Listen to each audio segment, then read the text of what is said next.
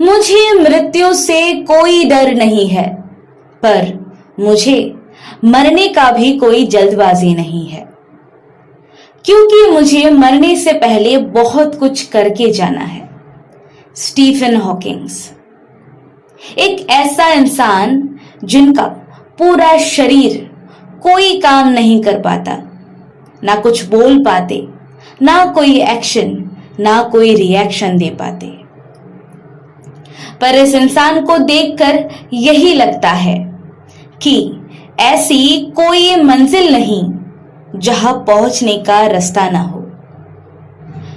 जब हम कोई काम में असफल होते हैं, तब हमारे पास हजारों बहाने होते हैं, पर जिस इंसान के बारे में आज मैं बात करने जा रही हूं, उनके पास अकाल मृत्यु के बिना और कोई ऑप्शन ही नहीं था।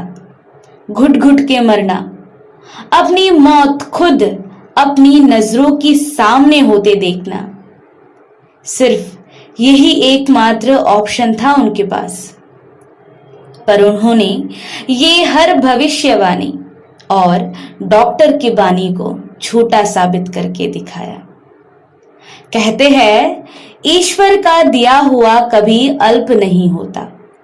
ईश्वर का दिया हुआ कभी अल्प नहीं होता, जो टूट जाए वो संकल्प नहीं होता। हार को लक्ष्य से दूर ही रखना मेरे दोस्त, क्योंकि जीत का कोई विकल्प नहीं होता, क्योंकि जीत का कोई विकल्प नहीं होता। जिस इंसान का पूरा शरीर के एक एक अंग हिलने की लायक नहीं बचा था, उस इंसान ने पूरे दुनिया को अपनी एक उंगली के ऊपर हिला के दिखाया। हम में से 99% लोग कुछ करने से पहले उसमें से क्या फायदा होगा, कितना फायदा होगा, वो सोचते हैं पहले। पर इस इंसान ने इस दुनिया को साबित करके दिखाया कि विज्ञान की कितनी मोल है, जिसका आज तक कोई कर्ज नहीं चुका पाया। तो चलिए आज एक ऐसे इंस्पिरेशनल इंसान की जीवन गाथा सुनते हैं, जो आपके अंदर के सारे भय और शंका सब कुछ दूर करके रख देगा। स्टीफन विलियम हॉकिंग 8 जनवरी 1942 में ऑक्सफोर्ड, इंग्लैंड में जन्म हुए थे। एक मिडिल क्लास फैमिली से बिलोंग करते थे, जो कभी अमीर हुआ करते थे।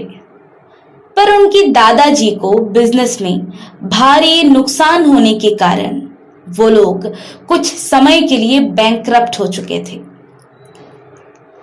अपनी प्राइमरी और सेकेंडरी शिक्षा के दौरान वो एक एवरेज स्टूडेंट हुआ करते थे। स्टीफन के पिताजी उनको एक अच्छे प्राइवेट स्कूल में पढ़ाना चाहते थे, पर बिना स्कॉलरशिप के वो एक अच्छा स्कूल अफोर्ड नहीं कर पा रहे थे। पहले पहले वो पढ़ाई में इतने अच्छे नहीं थे, जिसकी वजह से वो स्कॉलरशिप के थ्रू एडमिशन नहीं ले पा रहे थे। पर धीरे धीरे वो और उनके सहपाठी उनके इंटेलिजेंस को समझ पाए और उनको उनके फ्रेंड्स आइंस्टाइन करके भी बुलाया करते थे। हॉकिंग्स को गणित में ज्यादा रुचि था, पर उस समय गणित में हायर एजुकेशन की स्कोप काफी कम था, जिस वजह से उन्होंने फिजिक्स एंड केमिस्ट्री में अपनी अध्ययन आगे करने की निर्णय लिए। उसी समय में उनको अपने शरीर में कई बार कमजोरी महसूस होने लगी, पर उस चीज को नजरअंदाज करते हुए अपनी करियर पर फोकस कर रहे थे। उसी दौरान उनका मुलाकात हुआ एक लड़की से। पहले दोस्ती और फिर प्यार में तब्दील हो गए। महज 21 साल उम्र था उनका जब उनको पता चला कि अब उनके पास सिर्फ 2 ही साल बचे हैं। 2 साल के अंदर वो बिल्कुल अपाहिज हो जाएंगे। हाथ, पैर और पूरा शरीर काम करना बंद कर देगा और वो बोल भी नहीं पाएंगे और ऐसे ही धीरे धीरे मृत्यु की ओर समा जाएंगे, क्योंकि उनको एक लाइलाज बीमारी थी जिसका नाम था मोटर न्यूरॉन। इसमें शरीर के अधिकतर अंग काम करना बंद कर देते हैं। पीड़ित चलने फिरने के साथ बोलने से भी लाचार हो जाता है और इस खबर से स्टीफन की मन की हालत बहुत खराब हो चुका था। वो बहुत बुरी तरीके से टूट चुके थे। पर शायरों का ये कहावत उनको सच जो करना था कि परिंदों को मंजिल मिलेगी यकीनन, ये फैले हुए उनके पंख बोलते हैं। वो लोग रहते हैं खामोश अक्सर, जमाने में जिनको हुनर बोलते हैं। स्टीफन की इस लाइलाज बीमारी की बारे में जब सुनने के बाद उनका परिवार टूट के बिखर चुके थे। स्टीफन अकेले रहना शुरू कर दिए थे, अपने दोस्तों से मिलना बंद कर दिए थे। पर उनकी प्रेमिका जीन ये जानने के बाद निर्णय किए कि वो उनसे शादी करेंगे और जितना भी समय स्टीफन के पास बचे हैं वो एक खुशहाल यादी की तरह जमा करके रखेंगे। और थोड़े ही दिनों में उन दोनों ने शादी कर ली। इस वर्ल्ड फेमस साइंटिस्ट की जिंदगी में उनकी पत्नी की काफी योगदान है। ऐसी शारीरिक स्थिति में ही उन्होंने दुनिया के सामने यूनिवर्स के बारे में ऐसे ऐसे खोज किए जो सुनकर पूरा दुनिया तालियां बजाते रह गए। उन्होंने अपनी पूरी जिंदगी में 6 महत्वपूर्ण खोज की है। सबसे पहला, theory of singularity 1970, laws of black hole mechanics 1971 to 74, cosmic inflation theory 1982, model on the wave function of the universe 1983, a brief history of time उनकी प्रसिद्ध किताब 1988 में प्रकाशित हुई थी। Top down theory on cosmology 2006। आपके मन में ये ख्याल आ रहा होगा कि वो तो बोल नहीं सकते, तो ये सब उन्होंने किया कैसे?